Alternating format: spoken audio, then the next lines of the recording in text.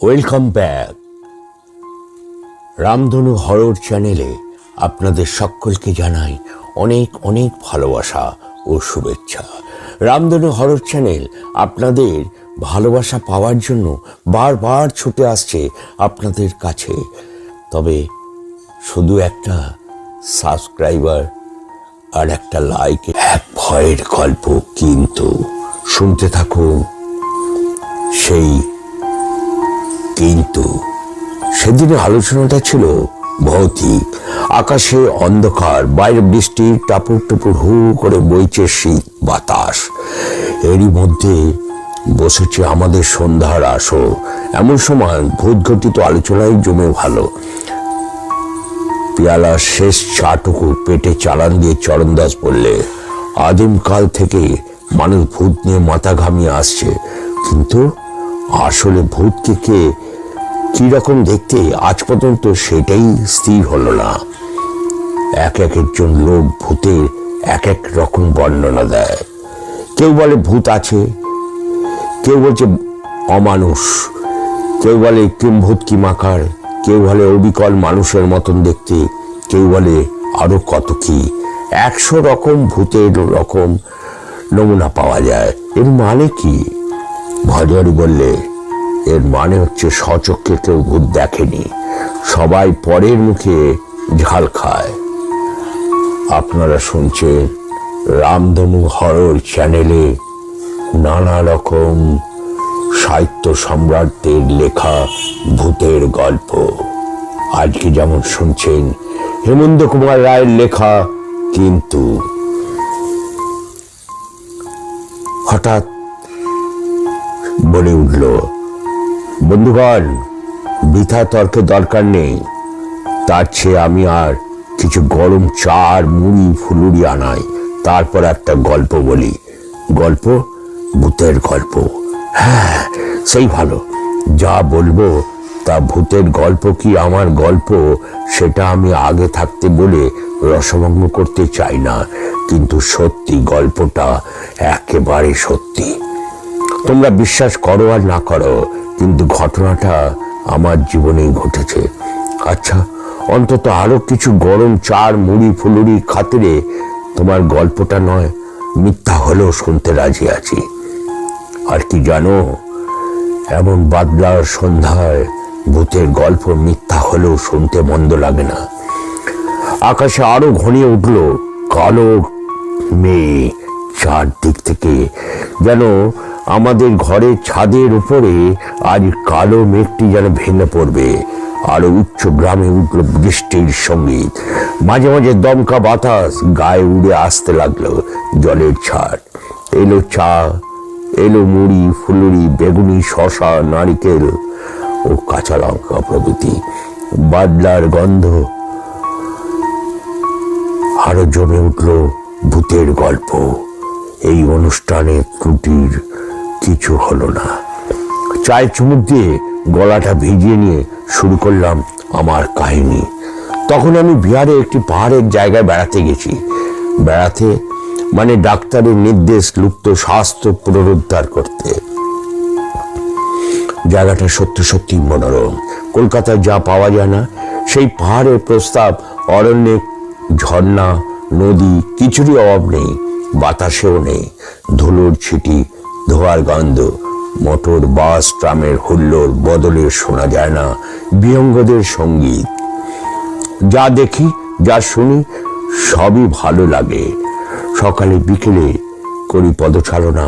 কোনোদিন মাঠে মাঠে ঘুরে বেড়াই, কোনোদিন পাহাড়ে টঙে উঠে পৃথিবীর ছবি দেখি, কোনোদিন বাড়ির শিশুদের সঙ্গে নদীর ধারে বসে পুঁটি মাছ ধরি। দিন কাটে নিশ্চিন্ত আরামে। মনের দেহের উন্নতি হয় একসঙ্গে। জায়গাটি এমন পছন্দ হলে যে স্থির করলাম মনে মনে পড়েছি সন্ধ্যার দিকে। সন্ধ্যা তখন আচ্ছন্ন। হঠাৎ আকাশ ছেয়ে গেল কালবৈশাখের কালো মেঘে। প্রান্তরের ওপারে বড় বড় গাছগুলো প্রায় লুটোপুটি খেতে লাগলো ঝড়ের বাতাসে। বুঝলুম এখনই হুড়মুড় করে হয়তো আদি এসে পড়বে এখানে। অদূরে দাঁড়িয়ে রয়েছে সেই পুরো বাড়িখানি। দোতলা বাড়ি, সামনের দিকে গাড়ি বারান্দা ছুটে তারই তলায় গিয়ে আশ্রয় নিল। তারপরে হু হু রবে এসে পড়ল দারুণ হাতি। চারদিক হয়ে গেল ধুলোয় ধুলো। সমাচ্ছন্ন দিগন্তব্যাপী মেঘের কালিমা ফুঁড়ে অগ্নিবাণ ছুটতে ছুটতে বজ্র দিতে লাগলো। ধমকের পর ধমক। গাড়ি বারান্দার তলায় দাঁড়িয়ে আত্মরক্ষার করা মুশকিল হয়ে উঠল। অসহায়ের মতো এদিক ওদিক তাকিয়ে দেখছি, এমন সময় ঠিক পেছন থেকে গম্ভীর স্বরে কে যেন বলে উঠল, ওখানে দাঁড়িয়ে থাকবেন নাকি? ভেতরে আসুন। চমকে ফিরে দেখলুম পিছনে একটি দরজা খোলা ঘরে। তার ভেতরে ঝাপসা আলো অন্ধকারে দেখা যাচ্ছে একটি দণ্ডায়মান অস্পষ্ট মনুষ্য মূর্তি। ঝড় আর ধুলোর ধাক্কায় সামলানো নিজেকে তাড়াতাড়ি ঘরের ভেতর ঢুকে পড়ল। দৃষ্টি রাশূন্য। ভাবটা একটু পরেই কেটে গেল বটে, কিন্তু ঘরের ভিতর তখনও আলোর চেয়ে অন্ধকারে ভাগই বেশি। তারই মধ্যে চেষ্টা করে চোখ চালিয়ে দেখল, যিনি ওখানে স্থিরভাবে দাঁড়িয়ে রয়েছেন তিনি বয়সে পৌঢ়। তার ধরনে, চেহারায়, হাবভাব কিছুই বুঝতে পারলাম না, কিন্তু পরনে রয়েছে ধুতি পাঞ্জাবি, চোখে কালো চশমা, বর্ণ গৌর চেহারা, দীর্ঘ দোয়ারা। হঠাৎ আশ্রয়ের জন্য ধন্যবাদ দিয়ে তাকে জিজ্ঞেস করলাম, আপনি কি এখানেই থাকেন? খুব সংক্ষিপ্ত উত্তর পেলাম, বললাম, কিন্তু আমি তো শুনেছি বাড়ির মালিক মানবেন্দ্র বাবু মৃত্যুর পর এখানে আর কেউ বাস করেন না। কেন বাস করেন না তা জানেন? না না, তা শুনিনি। শুনবেন? কিসের জন্য মানবেন্দ্র বাবু তার সপরিবারে মারা পড়েছিলেন? হ্যাঁ, শুনবো। দুর্ঘটনা। দুর্ঘটনা? হ্যাঁ, শোনেননি? না, তবে শুনুন। মূর্তি আমার দিকে ৩-৪ পা এগিয়ে এলো। এমন সময় বাইরে নামলো ঝমঝম বৃষ্টি। মাথার উপরে আচ্ছাদন পেয়েছি বটে। অদৃষ্টকে মনে মনে ধন্যবাদ দিল। অপরিচিত মূর্তি বলে এমন বৃষ্টি নেমেছিল সেদিন গভীর রাতে। ঝড় বইছিল বেগে, বজ্র উঠেছিল জেগে, আকাশ ঢেকেছিল মেঘে মেঘে। তারপর কি হলো জানেন? হই হই করে ডাকাত পড়ল বাড়িতে। প্রায় 25 থেকে 30 জন ডাকাত। কি পাষণ্ড ডাকাত! রায়চৌধুরী বংশের বাতি দিতে কাউকে রাখলো না। কচি শিশুদের মুখ দেখে তাদের মনেও দয়া হলো না। কি নৃশংস রাত, কি নৃশংস মানুষ ছিল তারা! এখনো চোখের সামনে দেখি সেই রক্তাক্ত দৃশ্য। এখনো মনের মধ্যে জেগে ওঠে সেই রাতের অট্টহাসি। বিপুল বিস্ময়ে জিজ্ঞেস করলাম, আপনিও কি ঘটনাস্থলে হাজির ছিলেন? নিশ্চয়ই। কে আপনি?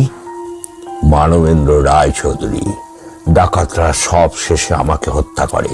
আমি স্তম্ভিত মূর্তি হন হন করে অন্য একটা দরজা দিয়ে বাড়ির ভেতর দিকে চলে গেল। তারপর আমি যা করলাম সেটা আর বলতে ইচ্ছে নেই, কারণ সে হচ্ছে কাপুরুষের আচরণ। জীবনে আর কখনো তেমন ভয় পাইনি। বন্ধুগণ, এখানে আমার কথা ফুরলো কিন্তু বটে। তারপর আর ওই রাস্তায়, ওই বাড়ির প্রাণে আর কখনো হেঁটে যায়নি।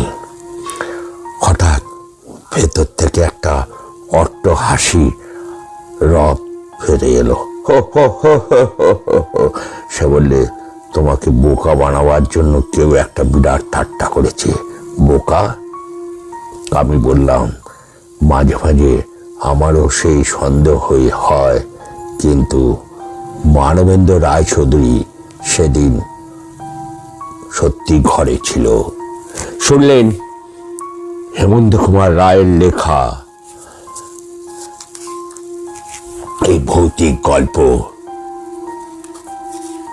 গল্পটির নাম ছিল কিন্তু। কেমন লাগলো? যদি ভালো লাগে অতি অবশ্যই লাইক দেবেন।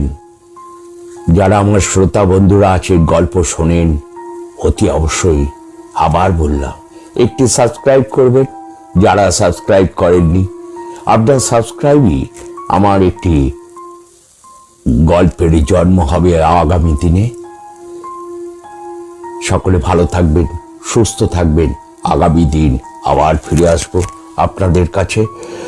তবে হ্যাঁ, কমেন্টস করতে কিন্তু ভুলবেন না। যারা আমার বন্ধুরা আমার গল্প শোনেন, অতি অবশ্যই ভালোই হোক খারাপ হোক কমেন্টস কিন্তু করবেন, লিখে জানাবেন।